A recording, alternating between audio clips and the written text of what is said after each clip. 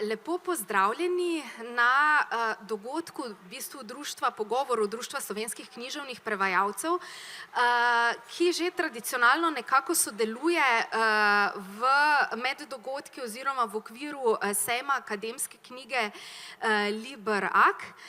In veseli me, da ste nas tudi letos sprejeli v ta nekoliko nov termin oziroma nov termin in da lahko danes spet predstavljamo eno prevajalsko temo. Pogovarjali se bomo namreč, kot napovednik pravi, o etiki in etiketi književnega prevajanja v povezavi seveda z književno prevajalsko dediščino.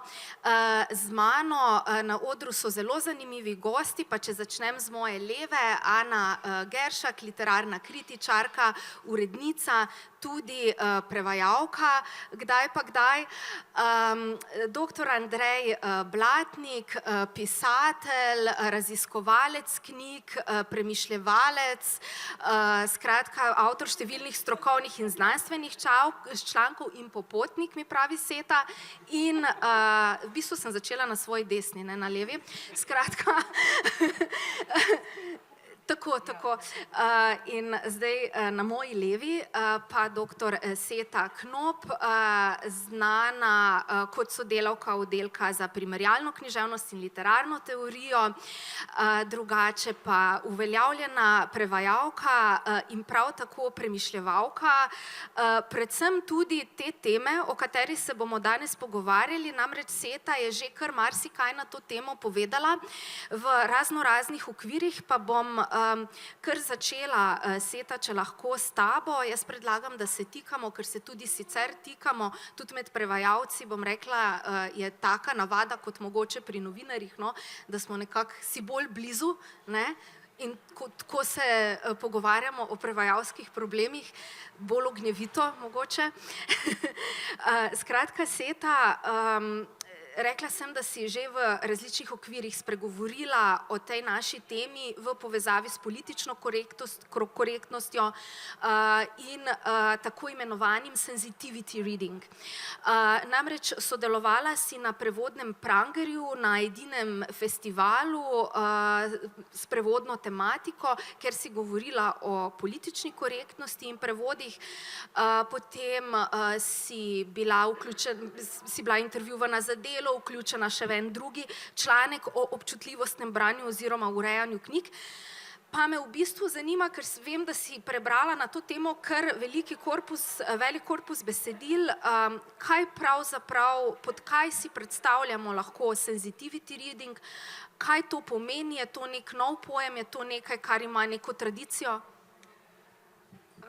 To je nekaj novega in nekaj zelo starega. Zato, ker odkar izhajajo knjige, so tisti, ki jih izdajajo, nekako vedno tudi računali, kako bodo vplivali na bralstvo.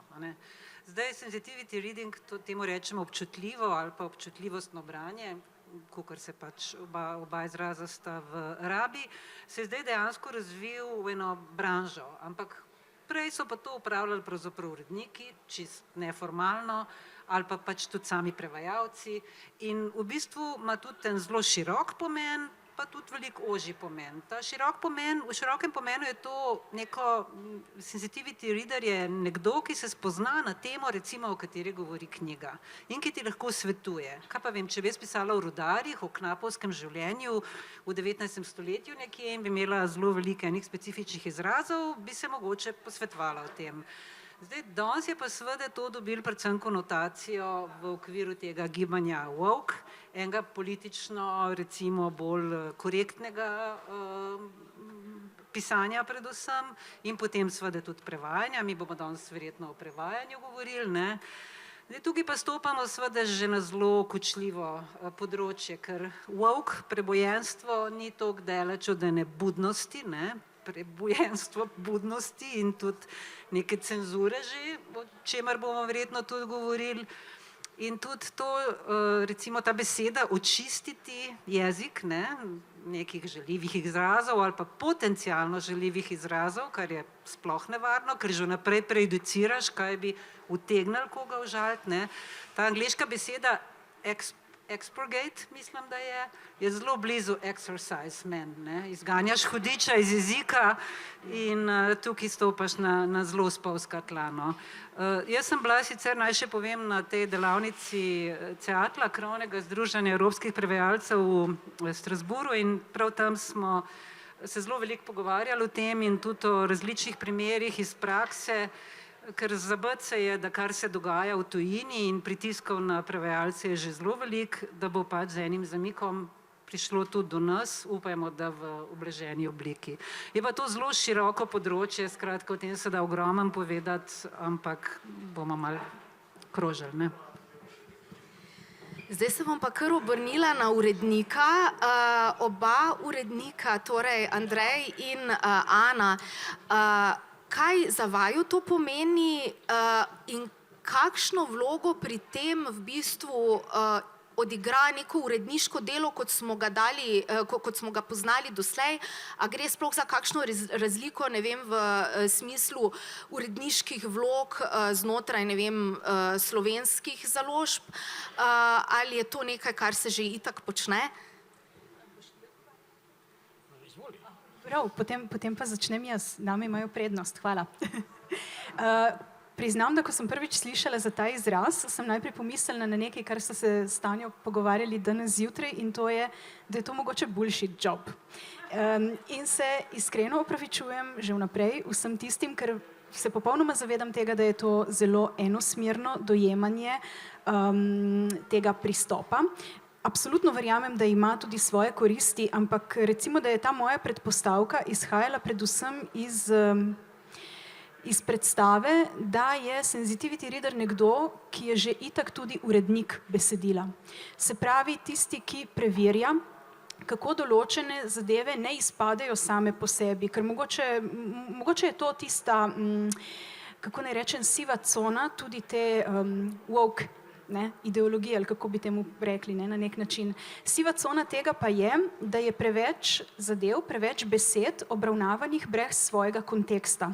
Ker jaz mislim, da je tukaj glavni problem vsega tega, ni toliko težava, da so besede same po sebi problematične, oziroma besede same po sebi nikoli ne bi smele biti problematične. Problematičen je način, kako so te besede vpete v nek širši kontekst. Kako te besede gradijo neko večjo celoto, ne? In tukaj pri tem sensitivity reading pravzaprav meni ni popolnoma jasno, ali je to nekdo, ki bi se potem fokusiral zgolj in samo na te besede, ali tudi nekdo, kar naj bi bilo, spet poudarjam, uredniško delo, ne? Ali naj bi šlo tukaj za neko celostno dojemanje besedila in se pravi za razumevanje tudi tega širšega konteksta. Primeri, na katere sem naletela, recimo v okviru sensitivity readinga, so se mi zdeli zelo zabavni in še enkrat od tega je izvirala moja prvotna asociacija. Naprimer, da če uporabiš besedo goblin ali nekaj podobnega, moraš biti zelo previden, zato ker bo to lahko marsikdo povezal z antisemitizmom. To je bila ena taka razlaga, ne? In jaz sem najprej pomislila, mislim, v redu, razumem, ampak kakšen je kontekst, v katerem se ti tako zvani škratje pojavljajo, ne? Tako da ja, od tukaj mogoče moj ta intuitivni pomislek proti temu.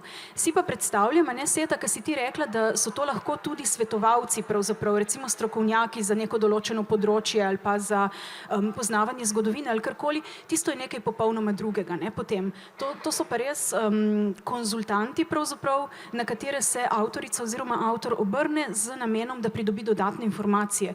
Tukaj pa malo težje to povežem s to idejo sensitivity readinga, no. Tako, prepuščam besedo kolegu Blatniku.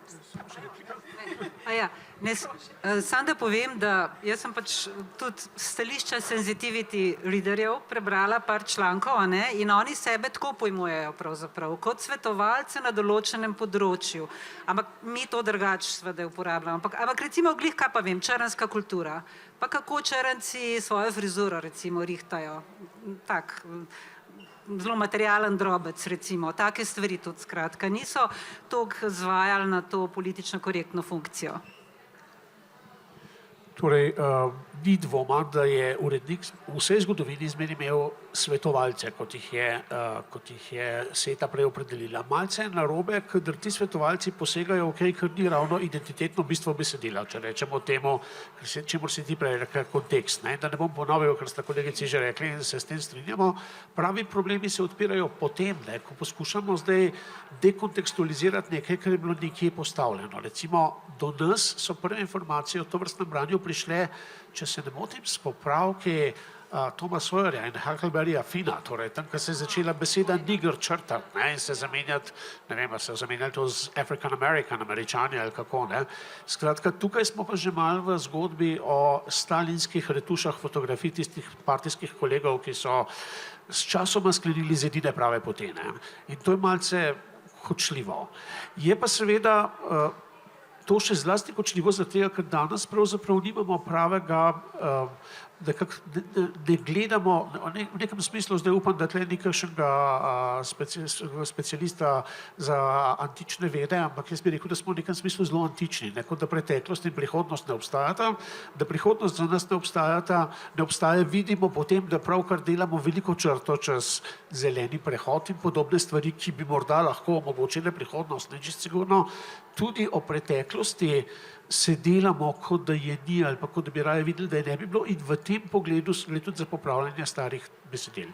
Zdaj pa čisto tako, kakor mogoče je istočnica, ampak zanimivo vprašanje, o katerem se tudi veliko diskutira, upam, da ne bom vzel ti preveč vprašanj s tem dodatnim vprašanjem.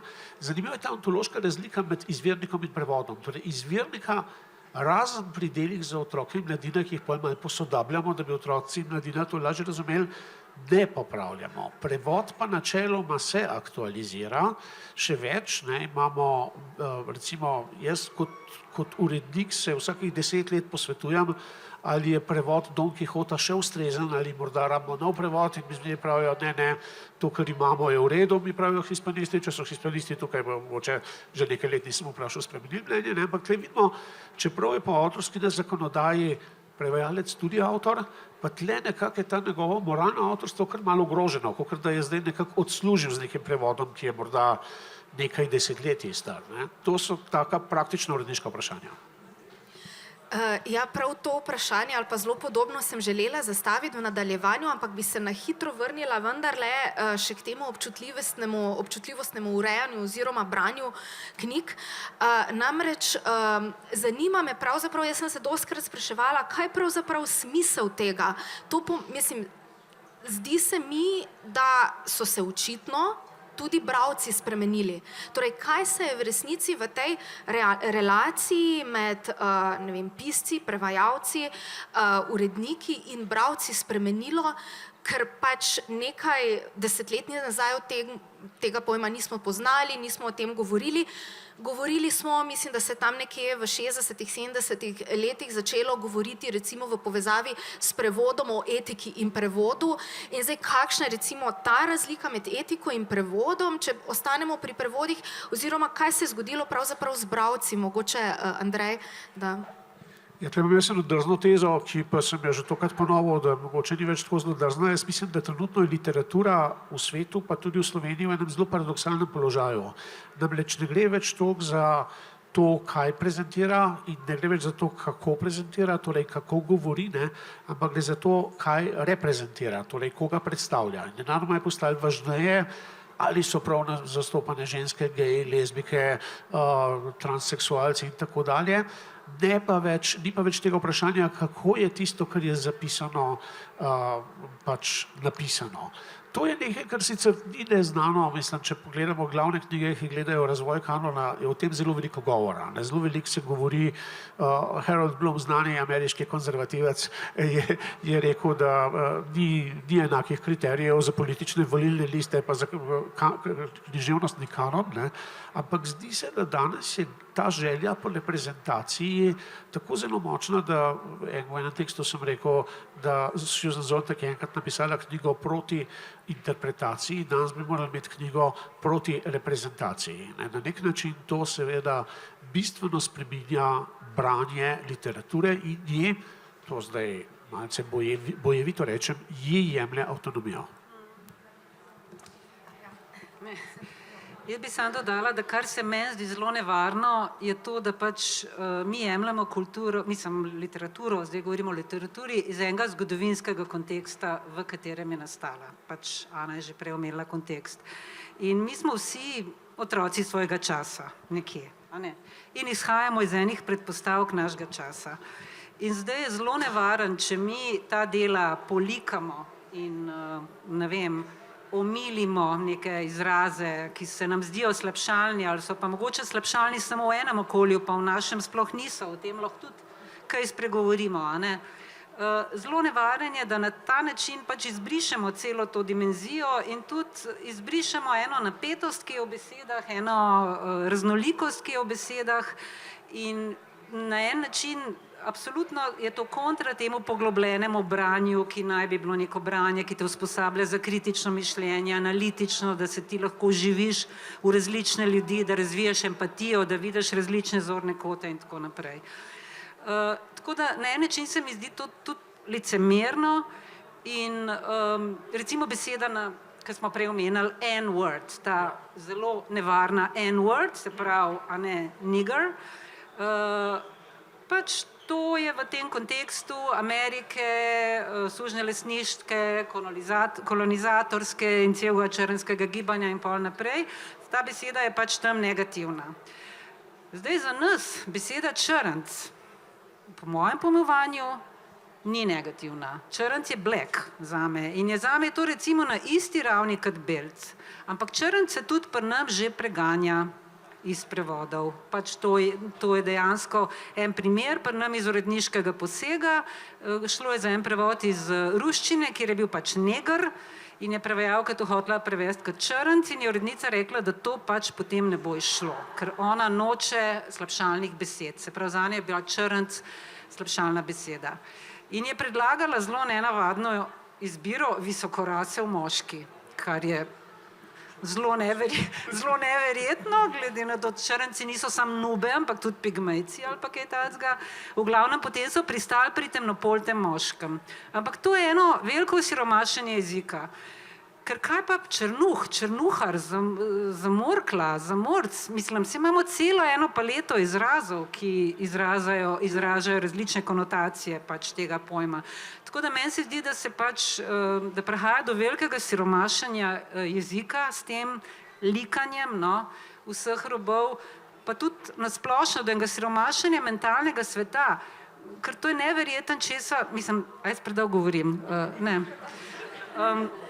Mislim, ker to je neverjetanje, v kaj se, do česa vse je že ta kultura, ki bi jaz rekla, ne kultura črtanja, no, pripeljala, ne. Recimo, če vzamemo Roalda Dahla, to verjetno marsikdo v občinstvu pozna, tukaj je pač, mislim, da leta 2023 prišlo do čist nove izdaje, to so dali tem sensitivity readerjem za predelati.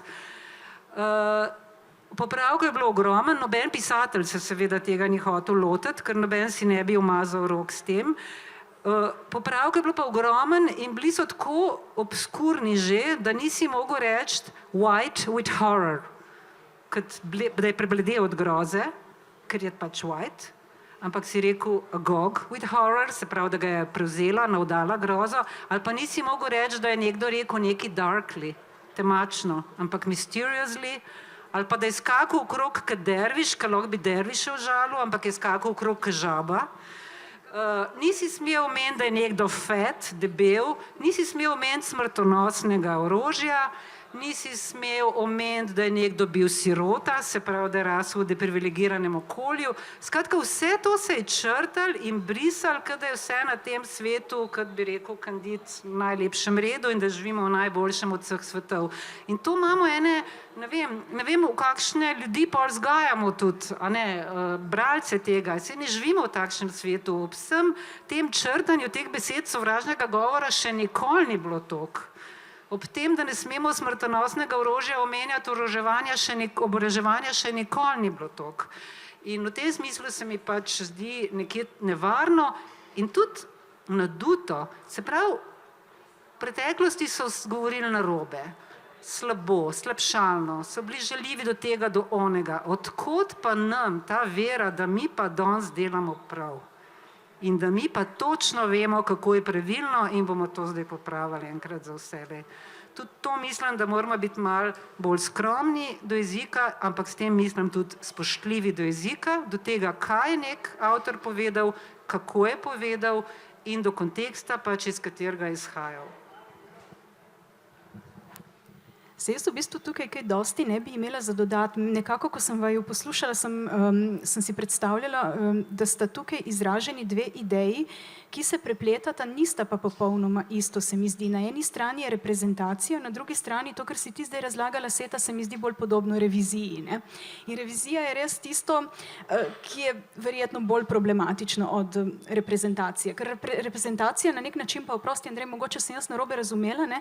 Če je to vezano recimo na trenutno literarno produkcijo, jaz bi rekla, da je to odraz enega časa v tem trenutku. In tako kot se dogajajo cikli, ne, vse povsod, je tudi to literatura je v tranziciji iz takih in drugačnih razlogov. Samo da kar umestim, se popolnoma strinjam, reprezentacija postane problematična takrat, ko je dominantna. Ne? Ker tle pa pridemo do tega, kar je Seta prej rekla, ker odgovor je jasen, zakaj zdaj mi sebe gledamo. Kristofer Leš je o tem napisal knjigo na kulturo narcisizma, kdaj je že pred 50 leti skoraj. To je čas, to je ulica, na kateri živimo, da uporabim ta citat. Je pa vprašanje, mislim, meni se zdi osebno tudi vprašanje reprezentacije, tako kot lahko hitro zapade, ne, v tisti svoj revizionistični del, hkrati tudi zanimivo, ampak kot rečeno, to govorim z vidika sodobne produkcije in hkrati tudi ne samo iz te časovne perspektive, se pravi zgodovinske, ampak tudi prostorske. Ne. Včasih imam občutek, da ena določena, največkrat ameriška perspektiva, da se nekako vsiljuje v raznolike diskurze in vsiljuje tudi v prostore, ki imajo popolnoma drugačno družbeno-politično situacijo in zato eni določeni miselni modeli za ta prostor preprosto niso najbolj učinkoviti, niso niti najboljši. Ne. Zdaj pa, če se povrnem k tisti reviziji, ki si prej omenjala, meni osebno se zdi to kot urednici grozljivo. Ne? To črtanje določenih izrazov oziroma namerno manipuliranje z bralcem na nek način, ker tukaj se mi ne zdi nič drugega kot manipulacija, da ti neke besede namerno prekrivaš in hkrati tudi prekrivaš nek miselni svet, ne samo likov, ki s tem, ko uporabljajo neke določene izraze, pravzaprav veliko povejo sami o sebi. Ne? Avtorica oziroma avtor je imel zelo jasen namen, ko je uporablja nek določen izraz. In verjetno je ta izraz tam zato, da lik postavi v neko, ne, da ga okarakterizira pravzaprav.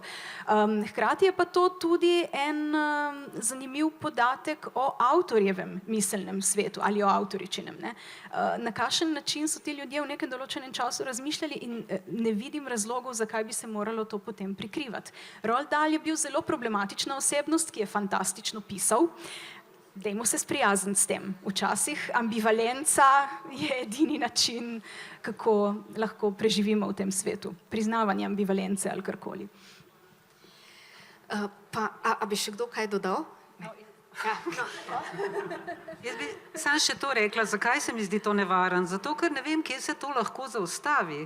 Do kam pa pravzaprav tukaj lahko gremo. Mi lahko marsikaj izbrišemo. Ne vem, enkrat sem rekla Platon, demokracija, o njem se učijo na filozofiji, ne, utemeljitelj demokracije, ampak ta demokracija je bila samo za svobodne moške državljane, ne pa za ženske in sužnje.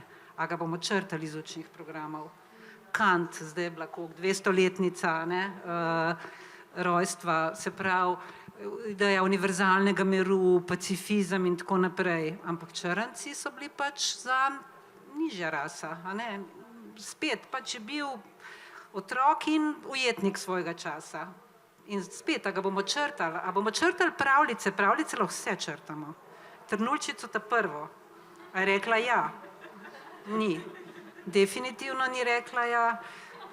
Deklica z žigalicami, pa to je grozen. Punčka hodi po noč sama po mestu, zmrzuje, tiste žigalce prižiga, ne? To je zgodba, ki je grozna. Mislim, res je grozna, ampak je pa zgodba vseeno, s katero ti to grozo lahko dojameš in nekako z njo opraviš in sploh se zavedaš, da obstaja, jo vidiš, se pravi, si razširiš nekako svoje obzorje kot otroček, ki odrašča, kot človek. Skratka, to se mi zdi zelo nevarno, dokam pravzaprav to lahko gre. Oprosti, se glih na podlagi tega, kar si zdaj rekla, ne, se bom jaz začela ponavljati, tako kot tista najbolj pokvarjena plošča, tam nekje na gramofonu iz leta 1897, da je tukaj toliko bolj relevantno vprašanje tega konteksta. Ne. In recimo, če še malo skočim nazaj, ko smo vzpostavili to razliko med prevodi in med izvirniki, se pravzaprav na nek način tudi izvirnik lahko zastara. Zato ga pa vedno znova rekontekstualiziramo, naprimer na tak način, da ga ponovno izdamo z novo vizualno podobo, z novo spremno besedo. Skratka, tudi to potrebuje nekaj tega odpraševanja, no, pravzaprav. Saj sem vam obljubila zanimive sogovornike in ja, zelo hvala za te debate. Vseeno bi jaz skočila mogoče malo nazaj še večkrat, mislim, da sta vidva, Ana in Andrej, omenila kulturne kontekste. Za nekatere kulturne kontekste je nekaj sprejemljivo, kar za druge ni. Zdaj vaju dva spet kot urednika sprašujem, ali sta sama naletela v svoji uredniški praksi, kdaj na kakšno mesto, kakšno delo, kjer sta se spraševala, kaj narediti v nekem jezikovnem smislu, in tebe, mogoče Seta, vem, da ste o tem govorili tudi na tej konferenciji v Strasbourgu. Ali poznaš primere teh kulturnih kontekstov? Vem, da je bilo na temo napisanih kar nekaj člankov, ker pa pač res ni šlo in so morali spreminjati v bistvu besedilo, ampak velikokrat pa predvsem tudi v otroški in mladinski, predvsem v otroški literaturi, ne, tudi kakšne ilustracije recimo, ne? Lahko začnem, ker jaz tokrat. Pravzaprav ja, je zelo zanimivo in to, jaz osebno sem to doživela, recimo, ko sem urednikovala oziroma zdaj, ko urednikujem starejšim tekstom, ne. Eden od teh primerov, ki je šele v pripravi, je prevod Orlanda Furiosa od Ariosta. In tukaj, na primer, Ariosto večkrat uporablja neke izraze, ki bi se nam danes zdeli mogoče žaljivi. Tukaj so Mauri, tukaj so Saraceni, tukaj je cel ta čudoviti imaginarij srednjega veka, kjer se imajo vsi neskončno radi in se tako zelo sovražijo, da se nabadajo lepo na ražnjiče kot špageti, a ne. To je dejanska primerjava iz knjige. Na ražnjiče se nabadajo kot špageti oziroma nekaj podobnega. In tukaj na nabodala, no, pravzaprav, na bodalca postanejo ven. Skratka, ta čudoviti in zelo krvavi svet ima temu primerno ogromno takih izrazov, za katere si mislim, da bi bili verjetno podvrženi enemu takemu preizpraševanju, ne? Ampak kot sem rekla že prej, treba se je zavedati v tem primeru še posebej zgodovinskega, političnega, družbenega konteksta časa, ko je ta tekst nastal. In tukaj, kar pride najbolj do izraza, se mi zdi, je kako prenesti register iz tistega časa v sodobni jezik. Kako zajeti duha, banalno rečeno, ne, če že govorimo o nekem duhu v steklenicah, kako zajeti duha nekega literarnega dela in ga potem v nekem drugem jeziku ohraniti. Kaj je tisto bistvo nekega avtorskega izraza, ki ga tukaj iščemo, ne? In to v bistvu niso samo neke posamezne besede, ampak je celota, ki se s temi besedami skonstruira, no. In tukaj recimo, ko pride do kakšnih problematičnih izrazov, sva s prevajalcem govorila o tem, da mogoče jih ni tako napačno tudi ohraniti, kjer se le da. Ravno zaradi tega, ker zakaj bi si metali pesek v oči nasproti temu, kar je. To je del zgodovine in tukaj se ne da kaj dosti več spremeniti. Mislim, da sem jaz Seti enkrat, ko mi je to isto vprašanje zastavila, že odgovoril, da se ne spomnim takega primera, vsaj neobčutljivostnega. Seveda so bili včasih kakšni pritiski, ki sem jih uspešno obranil z vrhov založniških struktur, ki so bili pa kapitalsko, ne čistunsko motivirani, naj se kaj spremeni in popravi. Ampak zdaj, tako kot samo to, kako se ta občutljivostnost dekontekstualizira in spet kontekstualizira, bi navedel en tak primer, ki ga gre za roman, ki ste ga najbrž vsi prebrali, sicer ga bo treba pa malo spet kaj brati, namreč za Georgea Orwella 1984, zanj sem poslušal intervju z prevajalko tega romana v slovenščino, to je gospa Alenka Puhar, to je bil njen prvi prevod in je rekla, ko je prinesla ta roman urednici, in to ni bila kar ena urednica, bila je Mira Mihelič urednica te izdaje, ji je samo eno besedo popravila in jo je morala popraviti v tedaj tipkopisu, ročno gledati, ampak enkrat se je pa beseda ta vendarle izmuznila, skratka, partijo je morala po celem besedilu zamenjati v stranko. Ampak kasneje pri novi izdaji je pa Aleš Berger dovolil, da je šla stranka nazaj v partijo. Senzibilnost časa je bila drugačna.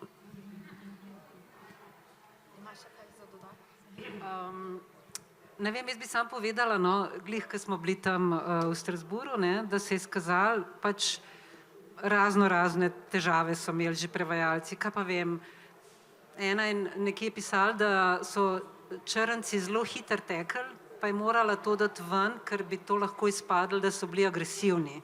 Do tega je šlo. No. Hotela bi pa sam povedati, da je zelo pomembna tle tudi dimenzija jezika.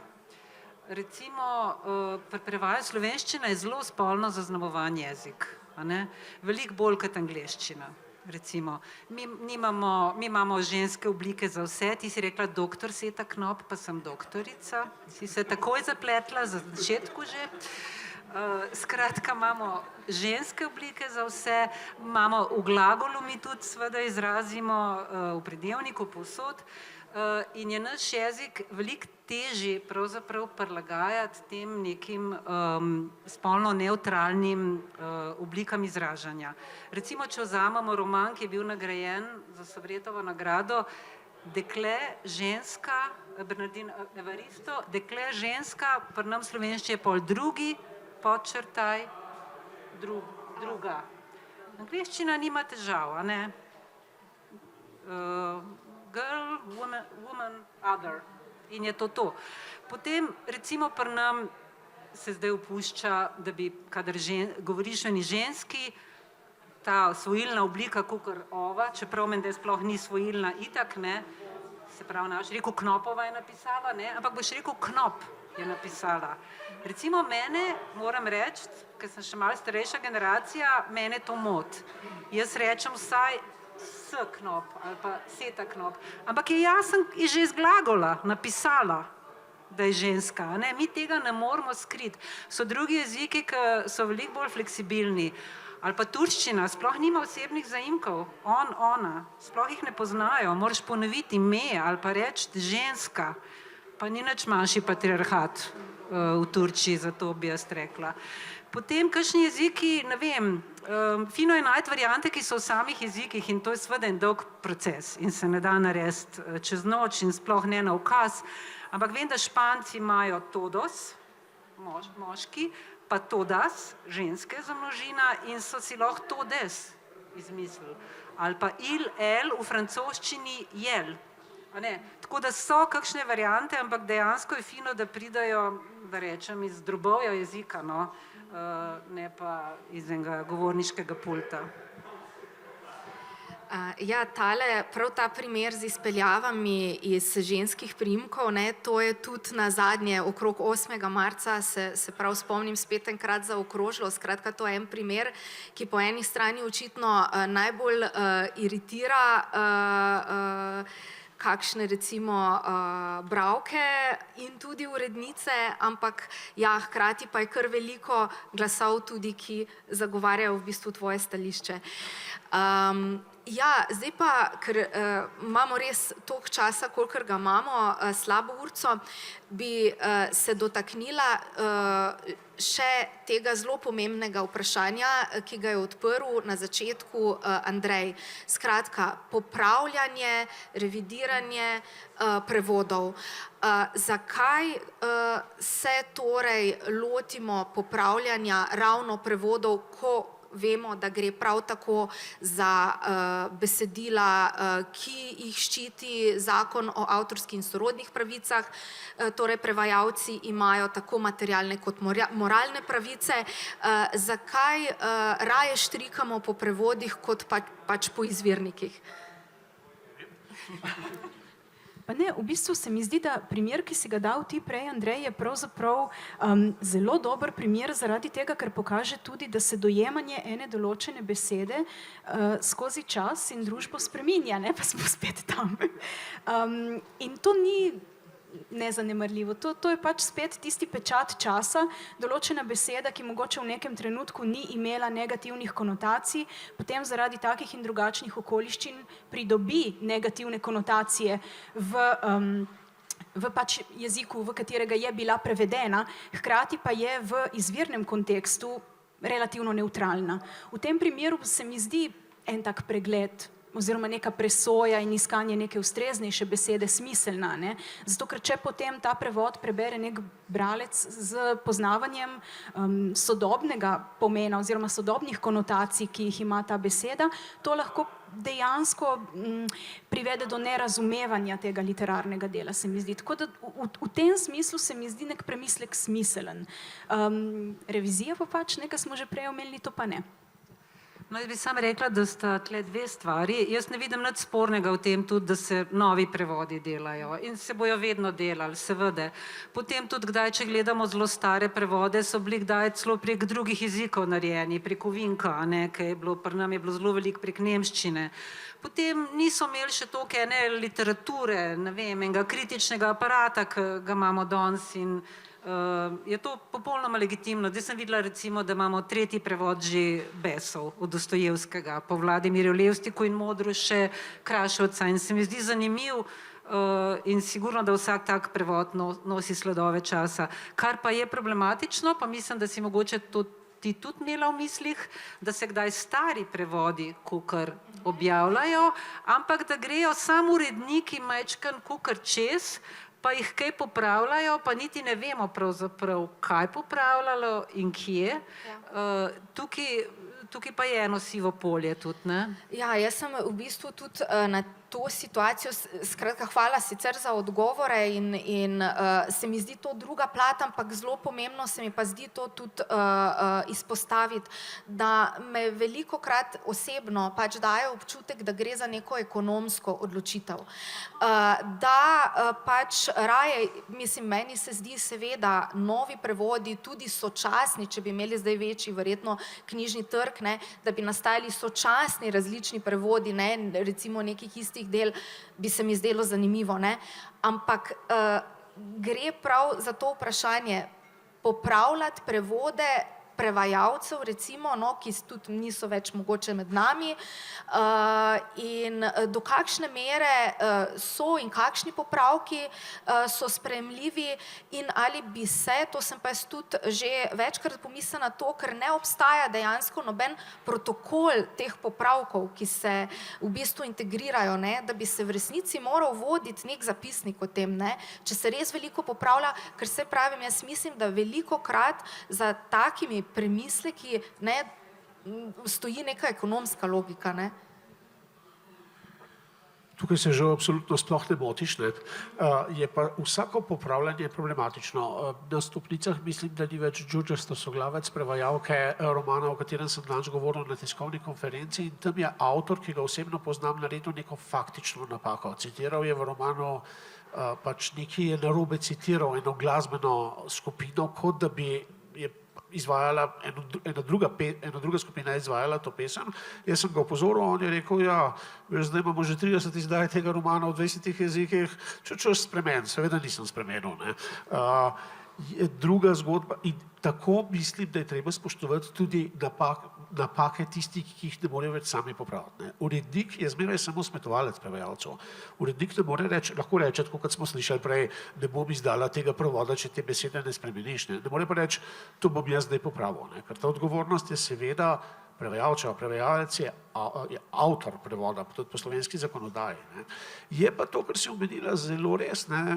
Zdaj je začela izhajati pri Mladinski knjigi zbirka Živi klasiki in njen urednik Andrej Ilc je prostodušno povedal, oziroma je povedal, da je prioriteto imajo to, kaj tisti teksti, ki jih je založba odkupila, zato ker jih ni treba ponovno plačati, oziroma če že ne odkupila, pa vsaj, da so avtorji še toliko pripravljeni, da ne zaračunajo za tega nekdaj običajne 80% od cene za nov prevod, za morebitni ponatis. Ne.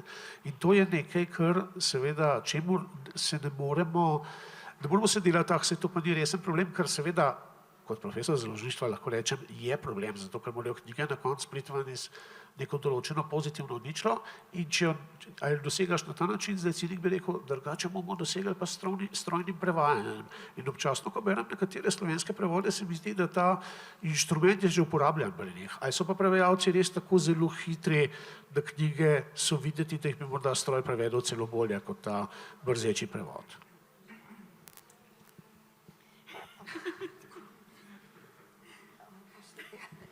Jaz sam povem, da je glih pred par dnevi smo opazili, kjer roman od Dostojevskega, Idiot. Ja. V Cipu je, v Kobis, v Cip je že narejen Idiot, neznan prevajalec, neznana založba. Pogledam jaz prevajalca in kaj že piše nek web consulting manager, ne vem, tako da bomo videli, kaj ta knjiga izide, ampak jo imamo rahlo na sumu. Prosim? Ja, sej nekako smo morali pristati zdaj pri avtorskih pravicah in strojnih prevodih. Ne, se mi zdi, da je to tudi ena glavnih tem, o kateri se zdaj vrtijo vse te prevajalske debate. Danes smo recimo objavili eno zelo pomembno odprto pismo evropskih pisateljev, prevajalcev in novinarjev, ki se ne strinjajo s kodeksom, kako se reče, praks, ki naj bi šel ob aktu o umetni inteligenci, ki obstaja na ravni Evropske unije, ampak nisem mogoče hotela končati pri strojnih prevodih, nekako imam kljub temu upanje, ali pa bi vsaj s tem upanjem rada končala.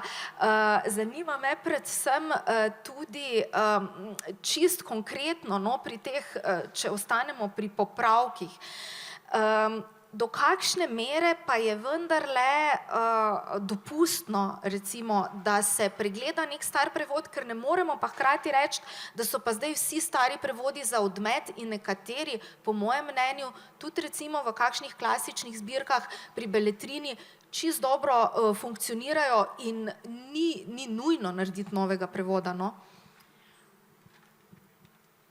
Če govorimo recimo v okvirih nekega idealnega sveta, bi v tem idealnem svetu stvari delovale tako, da bi obstajalo več prevodov hkrati.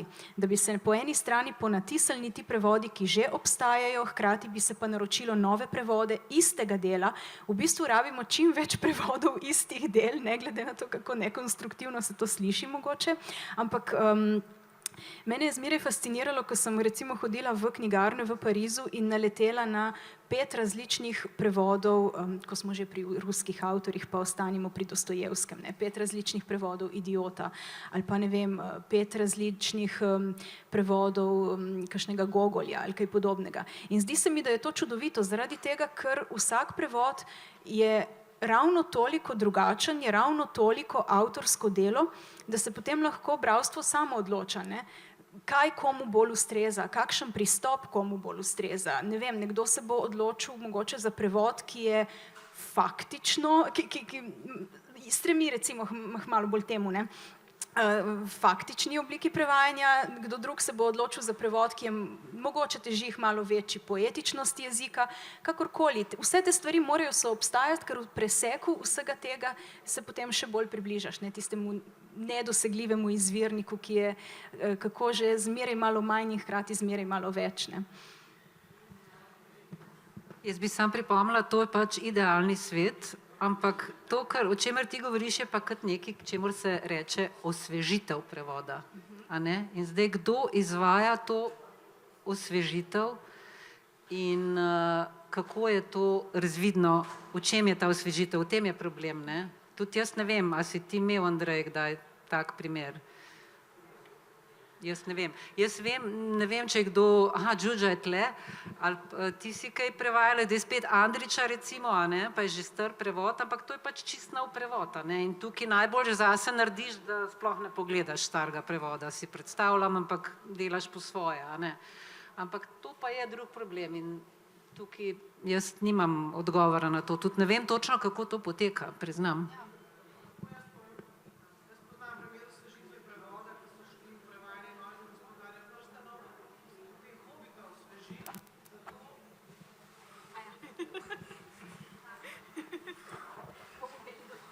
Ja, samo povem, osvežitev prevoda recimo Hobita je potekala tako, da so z originalnim avtorjem prevoda sodelovali in da so ga osvežili na način, da bo potem usklajena terminologija in izrazi poimenovanja imen oseb z novim prevodom Gospodarja prstanov.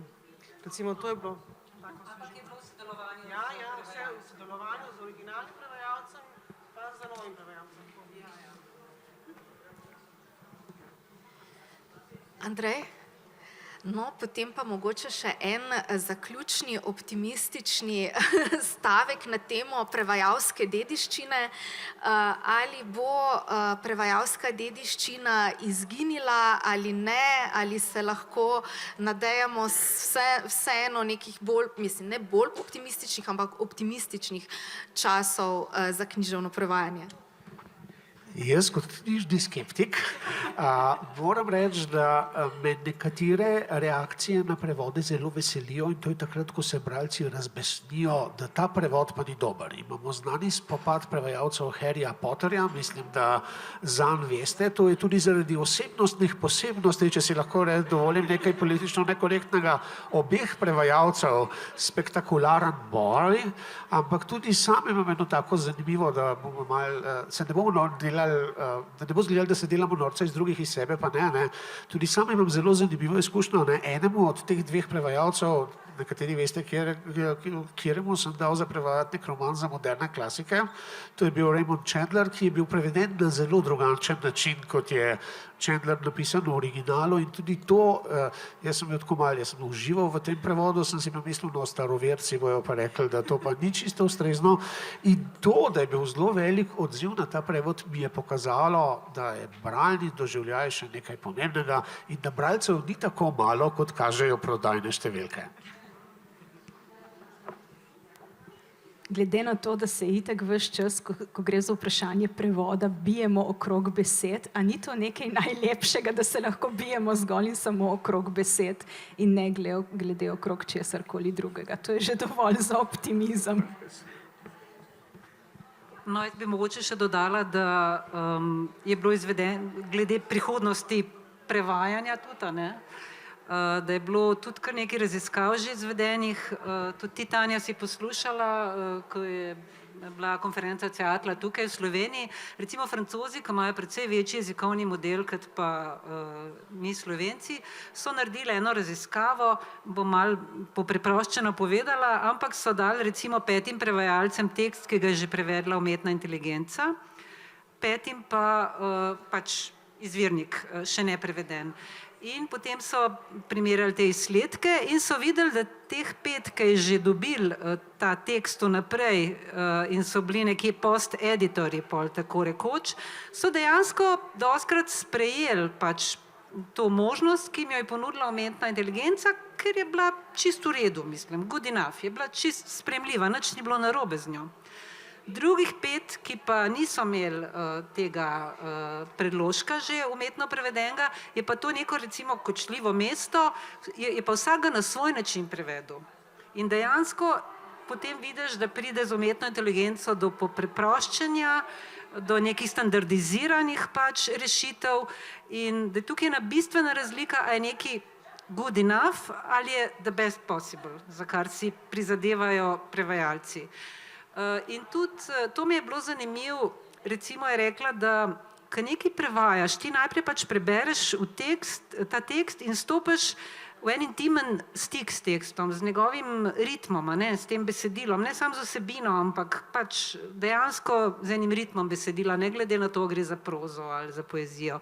In če ti to umanjka, če si ti že dobil v svojem jeziku, je to ena faza, ki je sploh ne moreš več nadomestiti pravzaprav. In ti se moraš vrniti nazaj k tekstu in potem dejansko na drug način pač spet se lotiti tega prevoda. Tako da na ta način jaz mislim, da vsaj leposlovno prevajanje, no, jaz ne bi rekla, da moramo biti toliko zelo zaskrbljeni, ker verjetno bo umetna inteligenca veliko stvari prevedla tako, kot je v Kekcu, a ne, ker reče, Kekac, vidim vas, pa angleški piše I see a village.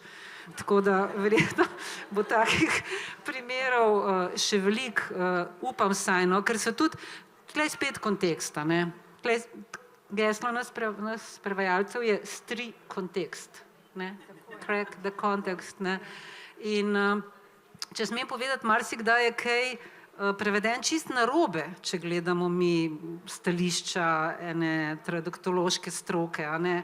Sovre je rekel, je pri prevajanju Plutarhovih življenjepisov, je rekel, da je Cezar vrgel puško v koruzo. Seveda ni bilo ne puško antiki, koruza je tudi prišla precej pozneje iz Amerike, ampak povedal je pa prav, a ne, nekako. To je nekaj, pomen je nekaj, kar pač presega besede, a ne. Tanja, oprosti, se tukaj mogoče ni časa, ne, da bi načeli še to vprašanje tega poglobljenega branja iz Ljubljanskega manifesta, ampak čisto na hitro, vseeno je tukaj dobra priložnost, da spomnimo na to, da so prevajalci tisti, ki najbolj poglobljeno berejo in berete besedila. In da mogoče bi pa tukaj lahko, ne, vzpostavili neke paralele. Poglobljeno branje je tisto branje, ki se ukvarja s kasnejšim prevodom, kako isto stvar povedati z drugačnimi jezikovnimi sredstvi. Tako da prevodi morajo ostati.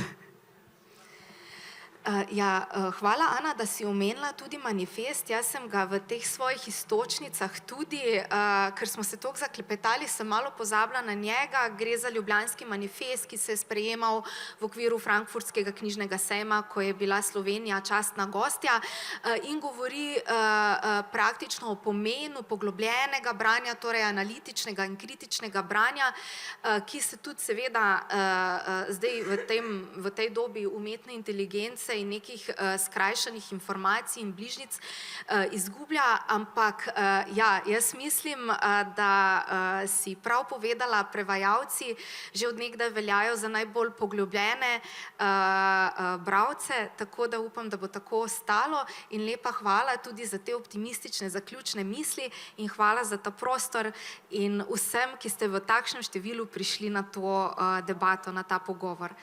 Hvala.